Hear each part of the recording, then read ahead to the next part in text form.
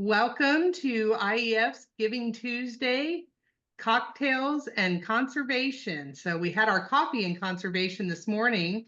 And I see that there's some people that were here this morning that joined us again. So welcome back and welcome to everybody else who's just joining us this evening.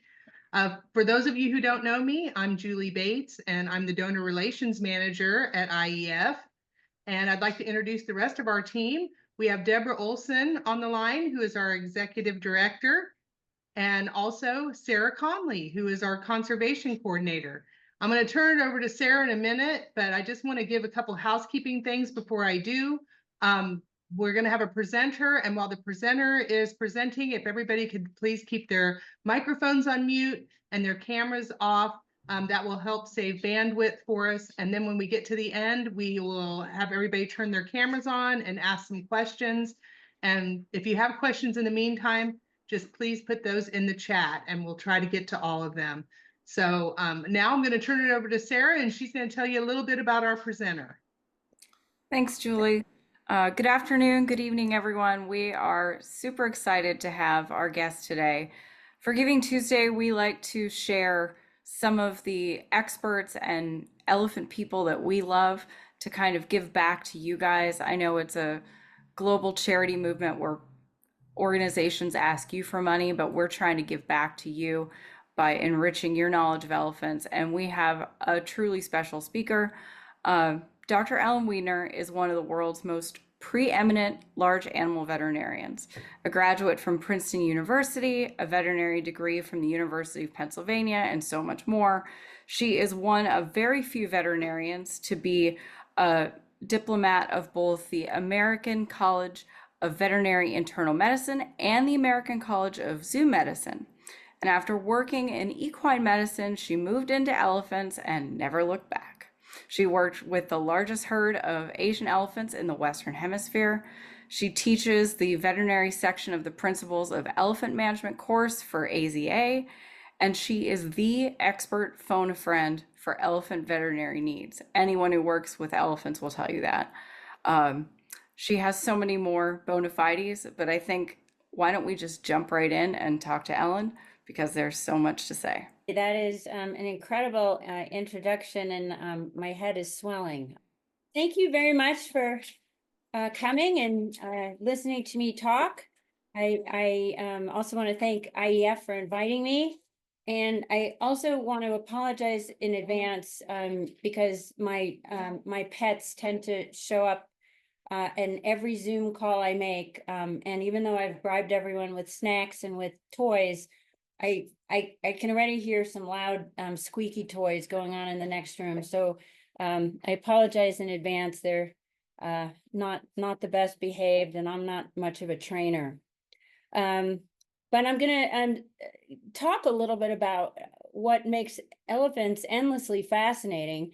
I started working with them in 2004, and I should probably acknowledge right now that when I went to vet school, I didn't know there was such a thing as a zoo vet. I had no intention of taking care of elephants. That didn't seem to be a thing. And in fact, I went to the University of Pennsylvania, where I went to vet school, didn't offer any zoo medicine. Neither did the place where I did my residency in large animal internal medicine, Purdue. And so I often find myself like the Talking Heads song going, how did I get here? One of the things they tell you in vet school is that the training, the background kind of gets you enough information. You have kind of enough facts that you can work with any species. And in vet school, the emphasis is on 5 species: domestic cats, domestic dogs, chickens, cattle, and horses. And there is actually a lot of truth to that. I will say that I really only one time had even a mention of an elephant during my 4 years of vet school. And right now, thinking about it, it's kind of a haunting memory. During my 3rd and 4th year, I got a job working in a virology lab on campus, and that virology lab worked with human herpes simplex virus. And I had, odd jobs. I'd wash dishware, and sometimes I would help with the cultures, and once in a while I'd run a gel.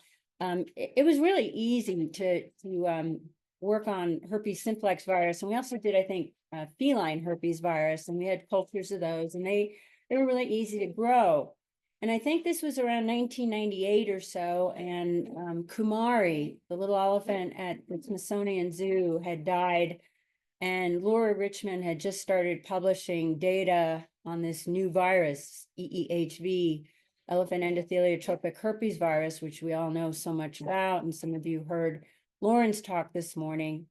And we were sitting at rounds in the morning, and the heads of the lab said, "Woof, this is, such a sad story. And why don't we call the Smithsonian, and we can offer to do some of the cultures, hold some of the cultures of this EEHV virus here in our incubators, and there'll be a backup of it." And 27 years later, we still can't culture that virus. Like I said, herpes virus, human simplex, causes cold sores. Feline herpes virus, really easy to grow in an incubator, in culture.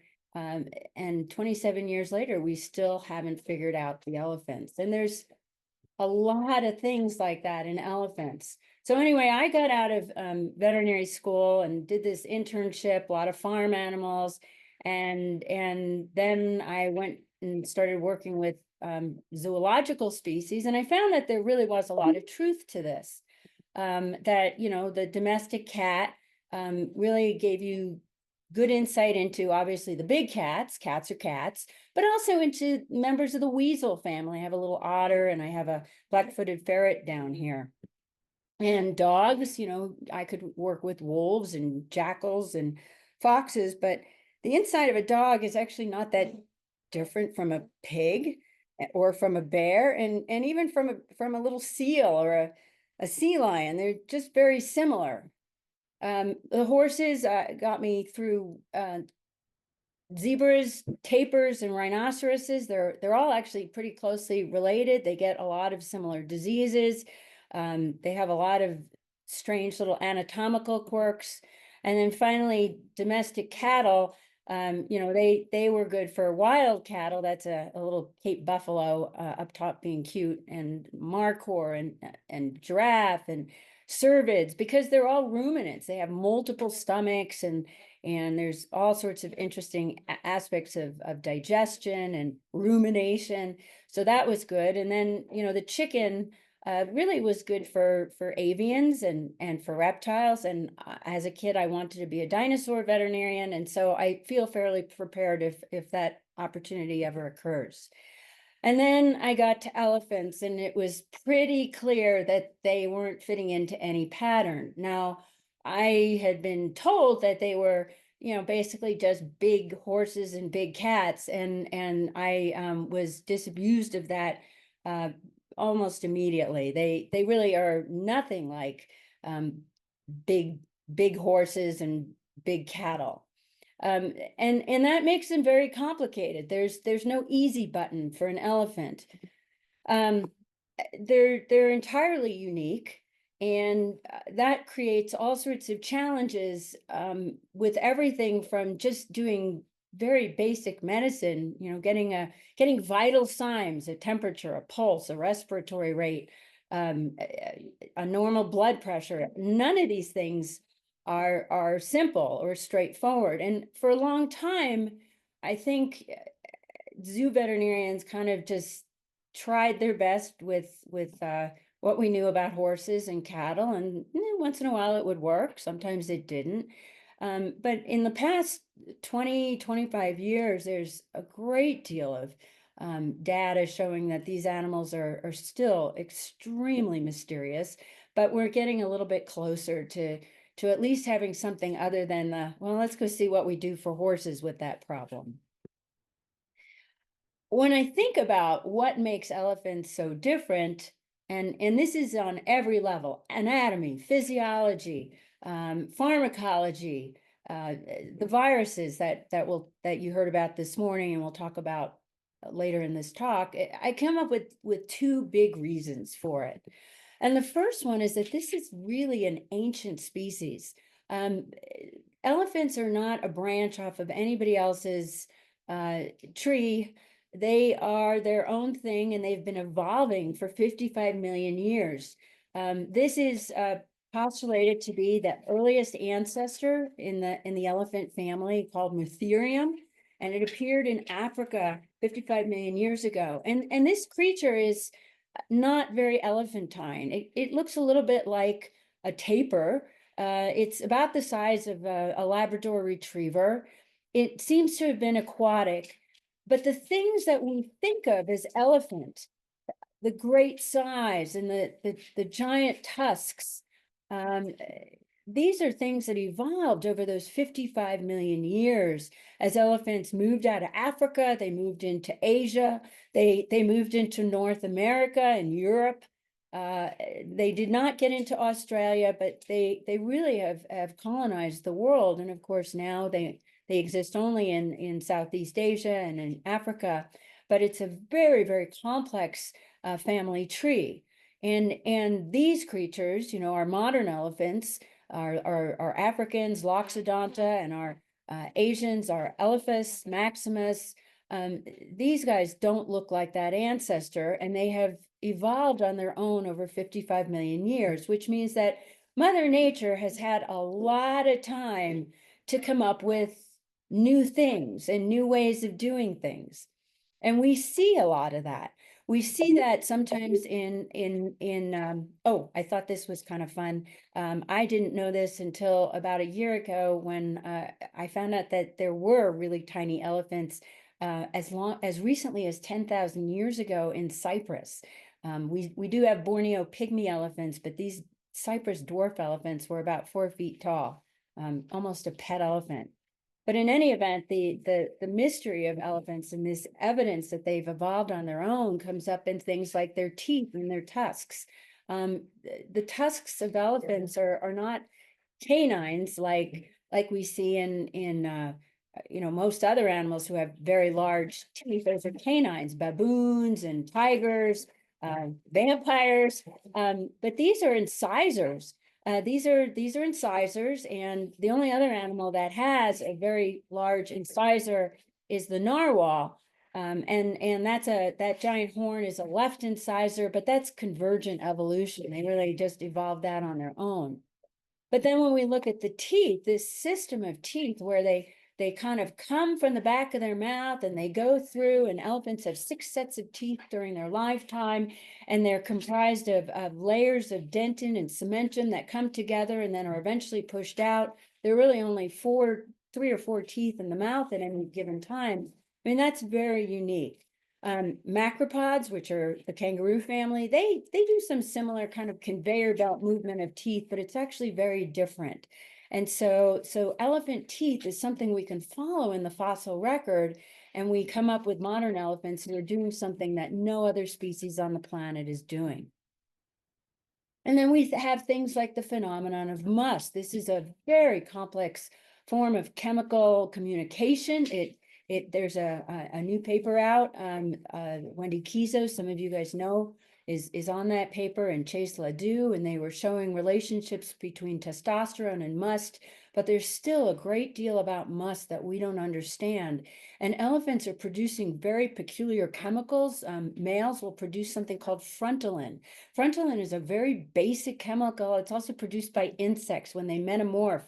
Lepidoptera, the butterflies, they produce frontalin, but this is a major chemical that elephants secrete, and it sends messages to other elephants, both males and females, about territory and about their breedability. I mean, this is not a rut. This is not like what we see in deer species, for example. And this is too something that probably evolved over a great deal of time. In fact, last year, this really cool article came out. I'm really fascinated by fossil elephants. It's kind of related to wanting to have been a dinosaur veterinarian as a kid. But there were some really neat studies showing that, yeah, mammoths are having must episodes, and they can follow it in the ivory of the tusks. They can find areas where there's these profound changes in the amount of testosterone and even in other chemicals that we associate with must. And I think the second thing that makes elephants so unusual in so many different ways is their massive size. And it doesn't take much to think back to maybe high school physics to realize that once you get into the 5,000 kilo range, all sorts of physics changes. And so a lot of adaptations have to occur for an animal just to survive. Whales, which are bigger, elephants are, of course, the largest land animal, but whales have the benefit of water. And water supports them. They also don't have big limbs, and they're not needing to move blood from the bottom of the feet to the top of the head. They're just moving it from in a horizontal direction. And when you had the water column, that's a lot easier. And so elephant adaptations reflect that giant size. For many years, it really wasn't clear where the bone marrow is in the elephants. We all knew that it wasn't in the leg bones. The elephants, which is where it is in us, it's in our limbs and in most mammals, but elephants have pretty solid leg bones, and that's to support all of that weight. We knew they had a little bit in their ribs. There was some reports of a little bit in their skull, but most of it actually is in their spinal column, and that's a picture of it on the bottom right. And that's also actually where most of the bone marrow is in elephants' close relatives, the manatees. Manatees, of course, aren't that big and they have water, but for elephants, it was a benefit because then they can support their 10 to 15,000 pounds without dealing with hollow leg bones. And then there's the issue of hydraulics, and we don't understand a lot of this. Elephants, and a full-grown adult elephant probably has somewhere around 100 gallons of blood if we use the 7 to 8% blood, and that's a lot of blood to move over very big distances. An 8-foot distance from top to bottom, a long, wide body. A lot of this we don't know. And in that photograph, if you look carefully, what you're seeing are valves. Elephants have valves along many of their blood vessels, just like the heart has valves. And these valves shut as tightly as heart valves do. And it suggests that they have all sorts of shunting abilities, which means they can move blood in and out of places very rapidly that probably would be difficult if you had a more conventional circulatory system. We know that elephants do really strange things. Like, for example, a baby can die in utero, and the elephant doesn't get sick and die of sepsis like would occur in any other species. But perhaps elephants are able to create some sort of protected area by shunting blood around the reproductive organ, specifically the uterus, and create a protected environment. This is still very mysterious, and even getting an accurate blood pressure is something that isn't always very clear in an elephant. This is a really cool article that was published in 2016 by an expert in modeling.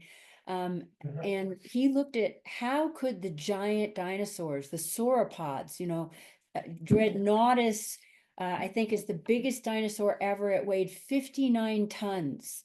How could they move blood around? And some of the stuff in there makes you wonder if elephants aren't doing a version of this, that they're acting more like gas plants, the places, the oil refineries where they have the giant pipes that go up and down, and there are massive changes in blood pressure at different points, and it's affected by viscosity and all sorts of things. And this is obviously not something we understand at all, but it raises some possibilities. Many years ago, some colleagues and I did a study, and we found that their serum osmolarities are unlike any other species. In most mammals, actually in most species, osmolarity, which is a measure of the forces that keep fluid inside of a vessel and things, many of the proteins, it's very, very tightly controlled between about 290 and 305. And I wound up, one of my studies, I kept getting these really bizarre serum osmolarities. I'd get values like 240 and 260. And I mean, and I did what most people do. I blame the laboratory. And I actually redid the entire study with a second laboratory, and I still kept getting bizarre, crazy values. And I passed that project on to a colleague, Natalie Hall. She was a resident at UF, and she did a really nice study and confirmed that elephants have really abnormally, normal for elephants, abnormal for any other species, very low serum osmolarities. Is that part of the reason they can move blood around really well, or does that have other issues? And in a later paper, a second paper that they published, she showed that the osmos change. They change. They're not held in this really rigid pattern like us or dogs or horses or cows or chickens. They can vary quite a bit, and that we don't understand. These values are so low, they would be fatal in any other species, but they do appear to be normal in elephants. And that, in fact, changes a little bit how we treat elephants. If we have a dehydrated elephant, we don't just hang a bag of fluids like we do, I'm showing you this puppy, he's getting some IV fluids. The problem is that all the commercial fluids are actually, the osmolarity of those fluids is too high, and they're actually hypertonic. Their salt levels are too high. That's another thing about elephants. Their salt is pretty low. Normal is about 135 to 145 milliequivalents per liter in people and other mammals. And in elephants, it's about 124. 120 to 126 is pretty normal. So those fluids, those commercial bags of fluids aren't appropriate, and we give rectal fluids. We give plain water. And there aren't a lot of other species. Horses these days, we're starting to use rectal fluids a little bit. But rectal fluids, we don't do that for the most part. In elephants, it's beautifully absorbed. It's very safe to give. And when we have a dehydrated elephant, we might give 80 gallons. So what is that? 320 liters of fluids per rectum, and they will absorb it really nicely. And you don't have any problems with cell rupturing, which is what would happen if you gave plain fluids per rectum to most mammals. The first time I looked at an elephant blood saw and saw that weird looking monocyte at the bottom, I thought the elephant was incredibly sick. She looked great, but I didn't know what I was looking at. Is that a cancer cell? That was so weird. And I should just say that when you're trained as a large animal internist, a lot of your training it's two things. It's diagnosis followed by management.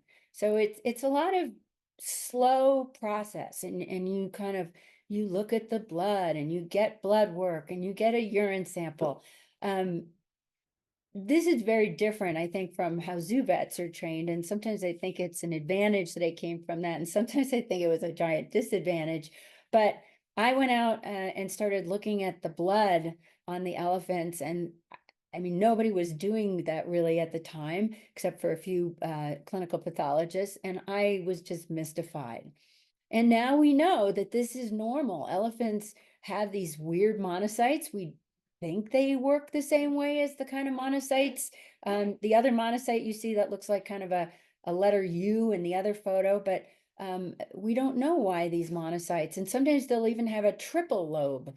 And that does seem to be normal. They don't have neutrophils, which is the white blood cell of other species. They have heterophils, and that's a difference in the pigments granules that they contain. Why that is, we don't know. But it also means that, when you look at an elephant blood smear, and elephant blood smears are incredibly useful diagnostically because they change rapidly. Unlike the blood work, which, the elephant could be half dead and the blood work looks normal, the morphology of elephant cells change very quickly in disease processes. And so if you know what you're looking at, you can actually get some pretty helpful information by examining them, even though we don't necessarily know all the details of what they mean. And what I found is as I kept working with elephants is that everything was sort of similar, but had kind of a funhouse mirror effect because all of it was also different from every other species I worked with. The kidneys, elephants don't have the same kind of kidneys. Well, they have what are called reniculate kidneys, which if you've ever looked at the kidneys of a cow, they look a lot like that. There's little blobs of kidney, and they have these multiple small kidneys. But inside those kidneys, things look different. The anatomy is a little different. And one of the things I'd noticed, I was collecting a lot of urine, is that I never really saw super concentrated urine. It turns out they don't usually concentrate their urine very much. African elephants seem to be able to concentrate more so than Asian elephants, but they don't really get into high levels. And so looking at urine concentration as a measure of dehydration, which is what we would do in any other species, doesn't work very well.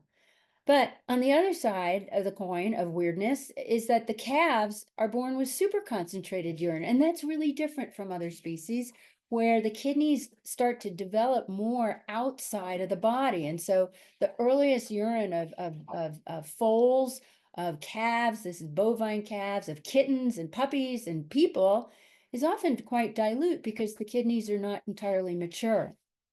The appearance of elephant urine can vary tremendously. I have a photograph during the heyday of my urine project, and they all look really different, and they're all entirely normal.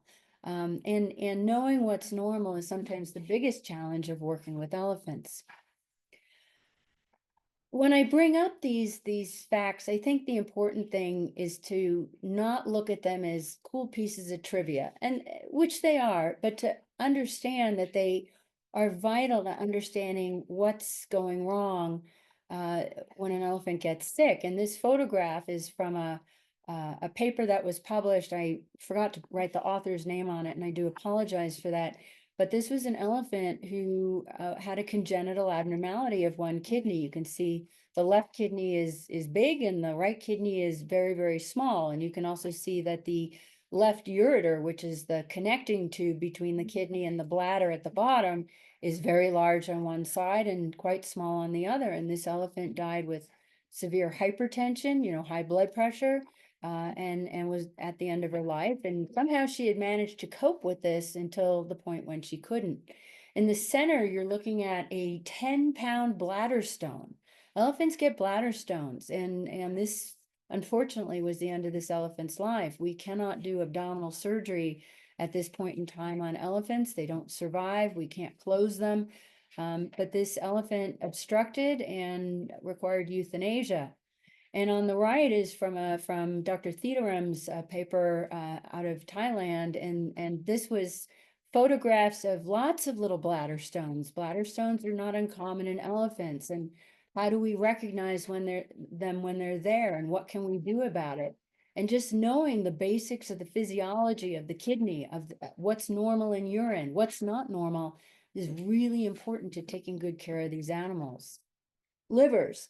I happen to find livers very fascinating because they just look so boring and flabby. And the truth of the matter is that they're not kind of a show-offy organ like the heart is. It's always pumping and doing cool stuff. Or the kidneys, when you cut them in half, they're all kind of crazy looking inside. But livers look really boring, even if you cut them in parts. But they're doing incredible things. They're making protein, they're making coagulation factors, they're processing toxic materials, they're moving a lot of blood around, they're creating bile.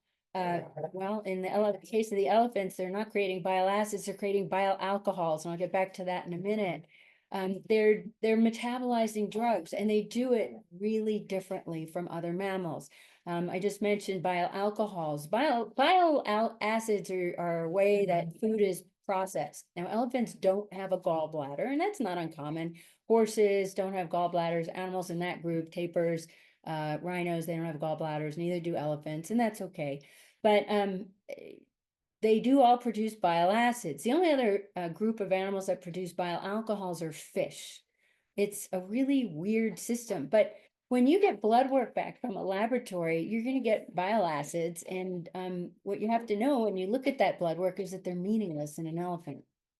The other thing is that they metabolize drugs differently. Dr. Rob Hunter did a neat study on ketoprofen, which is a anti-inflammatory. It's related to carprofen, and found that they're doing some really bizarre stuff when they metabolize that drug. Now, we know a lot about ketoprofen. We use it in lots of different species, and the metabolism is pretty well worked out. But whatever elephants are doing is not like any other species. And this too matters. It's not just trivia, because we get a lot of liver disease in elephants, gallstones. That's believed to be part of the bile alcohols, but there are probably other reasons that they get gallstones. And this elephant had bouts of colics. This is not why she was euthanized, but she had tons of gallstones, and this is why she had, recurrent colics. Hold on a second, folks. Get out of the sink. Thank you. Hearts. We talked about how flashy the heart is, and I gave a talk this year at EMA about getting ECGs on elephants, because turns out they get a lot of heart disease. And Dr. Landowski, the pathologist for the elephant tag, was talking about all the different heart disease issues that she's seen in the elephants she's done necropsies on. And so what we know from one study that was done is that elephants have S waves. Now, I think most people know about the PQRST, and I'm sorry, they have U waves. They have PQRST waves like all of us, but elephants sometimes have U waves, and we don't really know why they have U waves in humans. And in gorillas, U waves are abnormal, but they seem to be normal in elephants. And there's some speculation that maybe it's because the giant heart is so big, it's actually kind of like having a little bit of a pendulum motion after it beats. Nobody knows. It is very difficult to get a good ECG reading of an elephant, but I spent the past 2 years testing a whole bunch of different devices, and it looks like there is one particular 2-lead system that we can use in the restricted contact environments that will provide a really nice ECG. I'm hoping to get some more data this year. If there's anyone who is interested in working with me, I'm about to send a proposal to the tag on that. But it matters because we do see all this heart disease. And it matters too because in EEHV, where we have all these reports of little elephants dropping dead, I mean, just literally falling over, my suspicion, based on how awful the hearts look, on that left, you can see that horrible bloody heart. That's from a baby that died of EEHV. I'm guessing that they're throwing terminal rhythms. Terminal rhythms include things like ventricular tachycardia, ventricular fibrillation. There are other terminal rhythms, but what if we could identify those earlier and maybe start treating those heart rhythms? In order to do that, we need to know a little bit more about the heart, and we need to be better able to measure that. The eyes are really unusual. They don't have eyelashes. Those gorgeous, fabulous pieces of fringe are actually not eyelashes. It's a different kind of hair. They don't have tear ducts, so that's why some people say, oh, the elephant's crying. It's not crying. It doesn't have tear ducts. They're always dripping a certain amount of tear material, and they're elephants who have a lot of wrinkles over by the eyes. They do look like they're crying, but they're not. That's just anatomy. And then some of them even will froth at the eye, and they seem to have a detergent component to their tears that we don't know what it is, but it's normal. These are all normal elephants. It's important, though, to know about the eyes, to understand them, because they get a lot of eye disease. They get stromal abscesses, they get cataracts. In range countries, they get a variety of parasitic diseases. They get corneal ulcers, they get conjunctival disease. And the more we know about the weirdness of the elephant eye, the better we're going to be able to fix these problems. Elephants, we have lungs, and elephants have lungs, and our lungs are wrapped in this saran wrap type of tissue. That's the best way to describe it, called pleura. That is how elephants that is how people and other mammals maintain negative pressure in the lungs. Elephants don't have that. They have this thick, fibrous white material that acts like pleura and is actually attached to the sides of the body, but it isn't pleura. And if you were to do a necropsy, that's what we call an animal autopsy on an elephant, you'd see this weird white stuff covering the lungs and wondering what that is. That is normal pleura tissue. And there are suggestions that it was evolved because elephants snorkel. And so the pleura, I told you, it's kind of like saran wrap. It's this incredibly thin material wrapping around the lungs. And the suspicion is that if an elephant had that and was snorkeling, like you can see in this lower picture here, the blood vessels, the delicate blood vessels in the pleura would probably rupture. And so that thick tissue, which is functionally like pleura, is a way to get around that particular problem. And I always thought that was very silly, and I like it, but obviously that there are no elephants in Scottish locks. In any event, knowing about the lungs is important. Just this week, I got a phone call about an elephant who seems to be having respiratory problems. And the question is, how do we deal with that? What do we know about lungs in elephants that we can help an elephant who's having respiratory problems? And then finally, feet. It's a big column. It's got little nails on it. It looks like, okay, finally here we have something simple, something that we can understand. And then when you look inside of the elephant's foot, it is obviously not very simple. It looks like high heels on the inside. That's a big cushion at the bottom of this elephant's foot. And the mechanics of this is just unbelievable. In fact, the pressures that these animals take with every step are almost unimaginable. Even more incredible is that I talked to you, how does the blood move around the body? Well, that cushion acts as a pump. And the foot expands with every step that an elephant takes. It's probably a way to help push blood back up to the heart. And so we get to the question of, is this all just a lot of cool trivia? Does it really matter? And the answer is it really does, because everybody who is listening to this talk knows that we are in an absolutely desperate situation with elephants. The poaching crisis is unimaginable. It is devastating populations throughout Asia, throughout Africa. It's not just ivory, it is also skin, it's bushmeat, it involves organized crime. It is horrific, and we are losing elephants so rapidly, I don't know how we can recover. But for the elephants in our care, we have other threats. Our elephants at least seem to be protected from poaching. We are dealing with the worst disease I think I've ever dealt with, EEHV, elephant endotheliotropic herpes virus. Some of you folks heard about it this morning, but it has caused an astonishing number of deaths in young elephants around the world. And we still don't have a cure.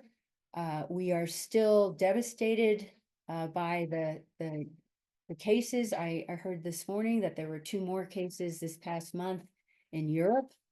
And it is taking out 50% of our next generation of elephants. We have reproductive disease. A lot of female elephants aren't cycling. We have problems with semen quality in males, and they're not breeding, and we have a high infant mortality rate. This is not unique to North America. This is a worldwide problem. And if we don't start having more baby elephants, we're going to be out of elephants. That complicated foot healthcare, lameness, orthopedic issues, huge problem in elephants. Many of the elephants that we have don't have good conformation. That's what we have to work with. And when pre-CITES, when elephants were still being sent to us, we didn't always get the best of the best. We got what they were willing to send us. But that has led to problems with arthritis, lameness, abnormal pressure on the feet, and it's a frequent cause of euthanasia. Add to that the problem of being able to take a radiograph, an x-ray of an elephant and get something meaningful. That's very challenging as well. I mentioned heart disease. Believe it or not, heart disease is a huge issue in wild African elephants, has been for years. We have no idea why that is. We don't know if that's just a normal fact that there's some suggestion that arteriosclerosis, which is the disease seen in wild elephants, is a result of this massive heart that jiggles around. I think I mentioned that earlier. And eventually it leads it creates this sort of a nidus for things to pile on, a place for fats to deposit inside the heart. But we don't know. We don't know. And we see this in the elephants in our care as well. It's very difficult to diagnose ante-mortem. We have daily challenges in how to treat an elephant. There's, I think, about 6 analgesics, pain medications, that have actually been studied in elephants. We have so few drugs that really have been studied. And so very often we kind of go, okay, we use it in a horse, let's try it. And I told you at the very beginning that these are not large horses, but we have very little hard data. Because elephants are so big, we're constantly challenged by being able to image them. I am always astonished when we get anything meaningful on a radiograph because they're so big. And I think, with the limits of our technology, we're lucky to get what we can get on a radiograph. How do you provide ICU care to an elephant? That's what we have to do with EEHV. It's also what we have to do with salmonella. We can't keep an IV catheter into them. That's they'll pull it out, or their herd mates will pull it out. We can't separate them. We can't sometimes just get basic vitals, in order to get an accurate body temperature on an elephant, we have to wait till there's a fresh blob of manure on the ground, and then we have to stick the thermometer into the middle of that because the rectum is so big, we wouldn't get anything accurate by just sticking a thermometer there. You can't listen to an elephant over 3,000 pounds with even a fancy stethoscope, and I've tried. I borrowed a friend's super fabulous recording stethoscope, and it amplifies sounds. Once they're over 3,000 pounds, I can't hear anything. So the things that we take for granted in other species, if you're a small animal veterinarian and someone brings you a dog, the first thing you do is you listen to it with your stethoscope, you get a temperature. Those are very difficult things to do in elephants. And then we just lack some basic data. Nutrition. What is best for elephants? It's really complicated. And the nice Missouri pellets and the nice other pellets, that's not what wild elephants eat. It's an approximation. Our seniors, we're obviously doing something right because elephants are living a long time in human care, and that's awesome. But we still don't quite know how to address geriatric medicine in elephants. And then one of the challenges is safety. We don't want people to get hurt. How do you take care of an animal that, a big African male elephant, 17,000 pounds, how do you take care of him safely? Safe for him, safe for you, safe for the barn. And there are days that sometimes we just don't know what's normal. And when I first started looking at stuff in elephants, it was clear that very little of the blood work that we were sending out using the equine panel or the ruminant panel was actually applicable to the elephant. So I think the thing is that there is actually a lot of hope going forward because a lot of things are changing in elephant medicine. There is a great recognition that if we're going to save these animals, we have to be really aggressive with their monitoring and their care. And I see this all the time. I think way back when, and I was just telling this story to Sarah and Debbie, that when I started, I was very lucky. Dennis Schmidt was one of my mentors, and he was having people collect blood for reproductive analysis. And people were starting to get the idea that drawing blood on the elephants might be a good thing. You might be able to get your elephant pregnant and have a baby elephant, and that was good. And I would kind of go, okay, if you're drawing blood for Dennis, could you get me 1 tube of blood? And it was okay, and I'd go out now, and when I get consults about elephants, they come, everyone's already gotten the blood work, they've gotten a urine analysis, they've done a blood smear, they've done all the basic diagnostics, and they're watching their elephants and they're learning about the elephants in their herd. We are starting to recognize that, if we want to have baby elephants, we really want to put males and females together. We finally have a bunch of pregnancies and births this year. There's an EEHV vaccine that's being tried. I am so cautiously but desperately hopeful that that works. There is a lot of really good reproductive research going on out of a variety of different places, and I'm hopeful that we start getting more answers to questions of acyclicity and semen quality. And there's also acknowledgement by the oversight groups that there's a need for change. The AZA is talking about, what do we need to do to make more baby elephants? Because really, that's what we need to continue the species. Some of the other, I just sat this morning in at the EEHV advisory group, which is coming up with all sorts of initiatives to try and help facilities plan, help facilities manage, treat, supporting lots of projects. It's phenomenal. And then I think maybe the most important thing is that the elephant community is working together as a group. And I think that there's a recognition that if we don't stand together, we will fall together, and none of us wants to be in a world without elephants. And so there's a lot of assistance when it comes to providing samples, being involved in studies, talking about what happened, sharing data, sharing experiences. And then there's the outreach. The Denver Zoo is doing plasma banking, and when there is an emergency, they are sending bags of plasma that they've stored from their elephants. Erin Latimer, who is just one of the most amazing people I know, is helping people set up PCR labs. Baylor University going out and doing the vaccination. Nicole Stacy from UF is training veterinary technicians working at zoos and how to read elephant blood smears. I mean, these are phenomenal initiatives. I think there's a lot of stuff that we still need to do. We really need more pharmacological studies. We need more drugs that have been tested and used in elephants. And one of the things that we're starting to see is that you almost have to do a pharmacological study for each elephant, because every elephant seems to be a little different from the next one. And what works in one elephant doesn't always work in the next one. We learned that when we started looking at tuberculosis drugs. We need some new diagnostic imaging technologies. You really are so limited by these X-ray equipment and the ultrasound equipment, even the best of it. But I still am wondering about some of the other stuff. I look at ground penetrating radar, which is used to identify bodies underground and archaeological sites, and uses radio waves. Is that something we could use? I've looked at these tiny robots that are used in undersea exploration. They're not attached to anything.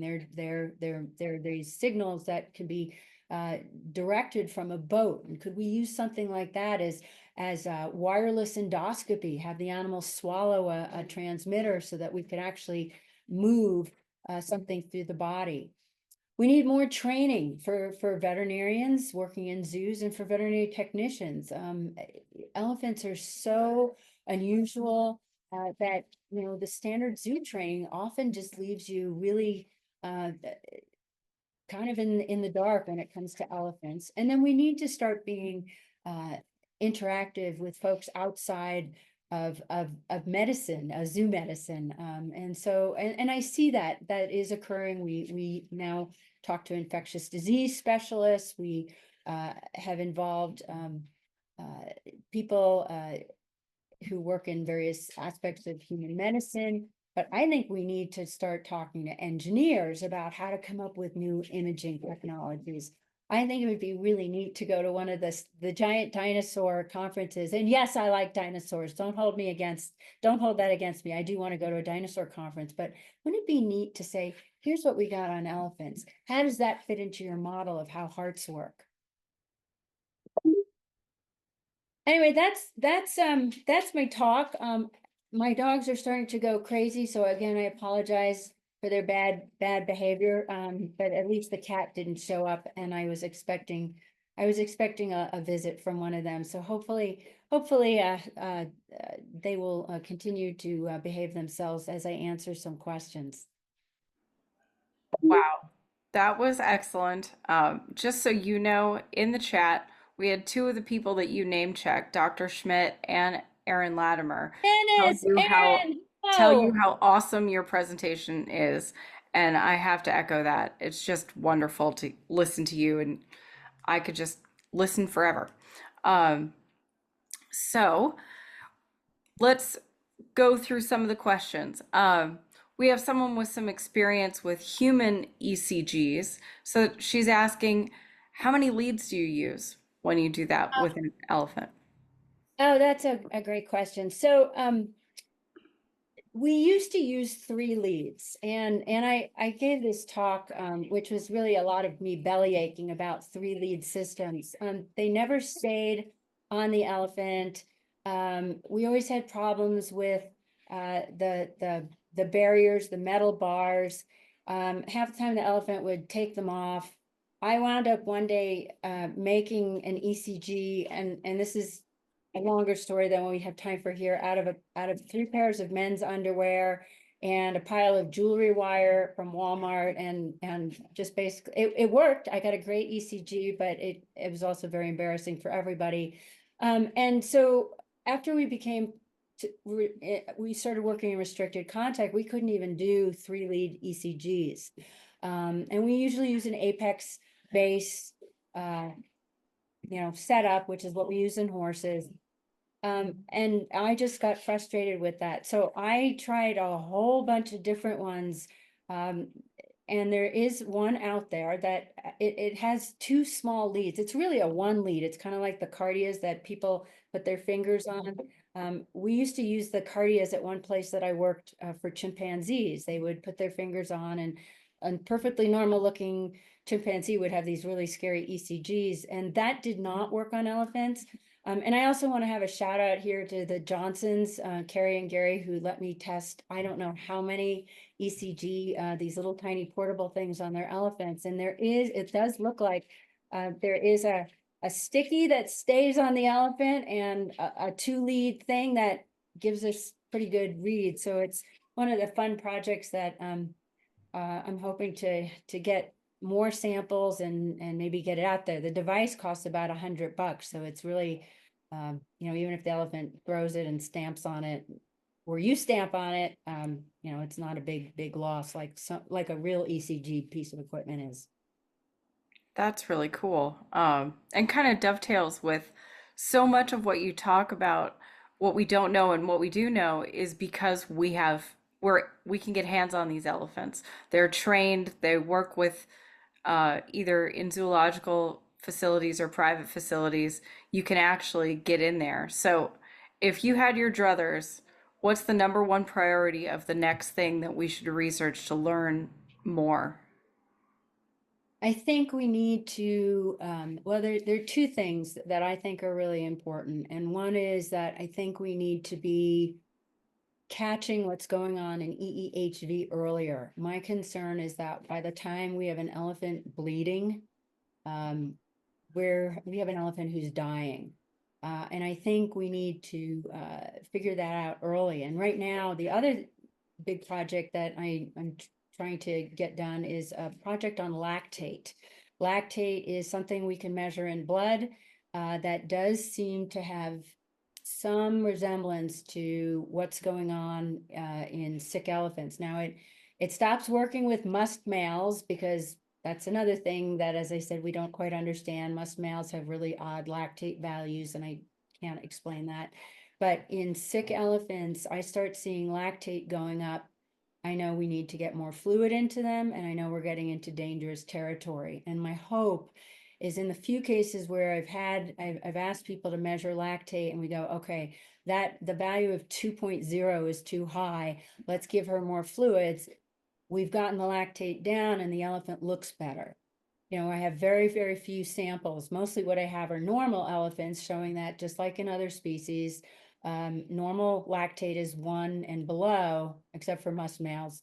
And so I think that's one thing that's really important. I think the other thing is really starting to consider, the pharmacology studies and the PK studies when they've been done out of various universities. I think they're so valuable that we have something elephant specific. It's how we finally came up with drug doses for tuberculosis and some of the anti-inflammatory and analgesics. We need more of those, and that has to be done for the most part in collaboration with various universities. So as an internist, I have so much admiration for the Paul Ling and Gary Hayward and the groups working on the virology. But as a clinician, I want to have something in my hands that I can use to help these animals. I can provide pain relief. I can provide some sort of diagnostic information that will guide treatment. And I think those are the priorities from the clinical perspective. Excellent. Thank you. I know we're coming up on the hour, but there's one more question that let's get in here. What do you think causes small EHV blips in the blood of African elephants? Because we know that that's one of the ways that people monitor their elephants. I think that's a really great question, and I don't really think I have enough information to answer that. What we know is that elephants are swimming in herpes viruses. Actually, all of us are swimming in our own herpes viruses for our species. What is the joke on herpes and taxes are forever or something like that? But under the right circumstances, there are plenty of people who have herpes simplex virus, which causes cold sores, and they will never have a cold sore in their life. And then there are people who have horrifying, herpes outbreaks, repeated, very serious, and it probably comes down to immunity. I think that's also true for the cytomegaloviruses. We know this is true to a certain extent for feline herpes virus and canine herpes virus. And so my guess is there's a change in the immunity of the elephant and we get these blips, because in many ways, herpes viruses are normal fauna. It sounds ridiculous to say that, but we have Clostridium in our gut. That's normal. But in the bad situation, Clostridium becomes a deadly disease. And the circumstances that cause that, we don't always know. So I think it's a change in immunity, and it's, this is going back to the laboratories, is we need to have a better understanding of the elephant immune system. Paul and several other groups have done some really nice work on immunity, and to me, that's going to be the fundamental part of understanding these blips, these prolonged EEHVs. I mean, there's a couple of elephants who've had EEHV low levels for over a year. What does that mean? We don't know. In some ways, we don't even know anything about elephant bone marrow. And, the bone marrow is what produces, I mentioned that it's in a kind of weird place in an elephant, but remember, the bone marrow is also what produces all the blood cells.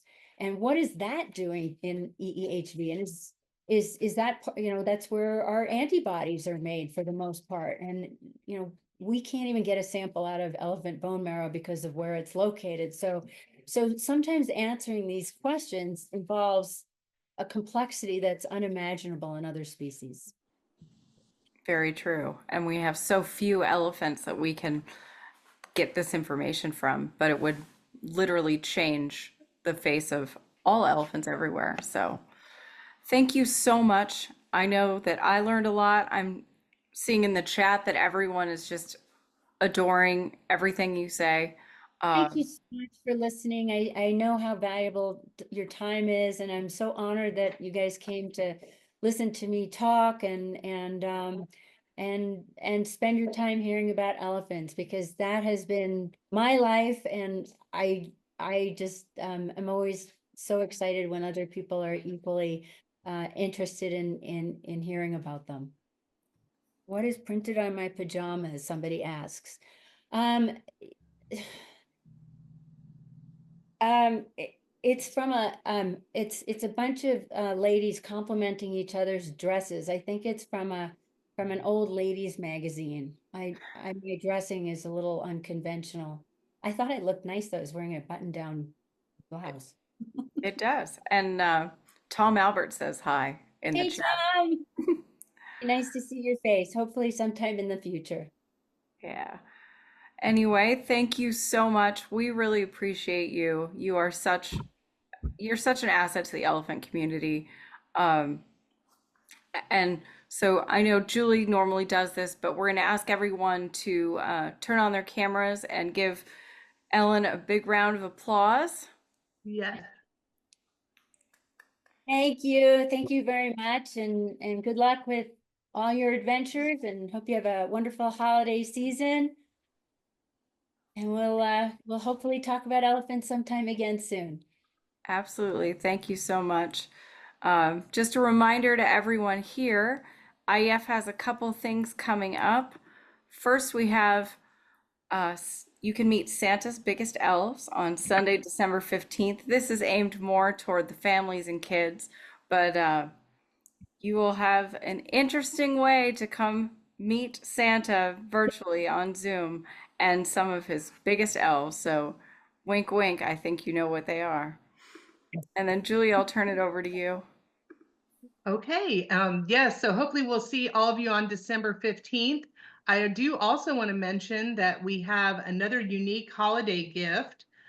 So if you'd want to check it out, I just put the link in the chat. It's if you can get a personal greeting from an elephant or a conservationist. So check that out. If it would be a great gift for somebody who has everything. And then lastly, before we all sign off tonight, I just want to thank all of our donors and supporters that are on here on Giving Tuesday. I know a lot of you all donate throughout the year. A lot of you, I've seen donations come in today for Giving Tuesday.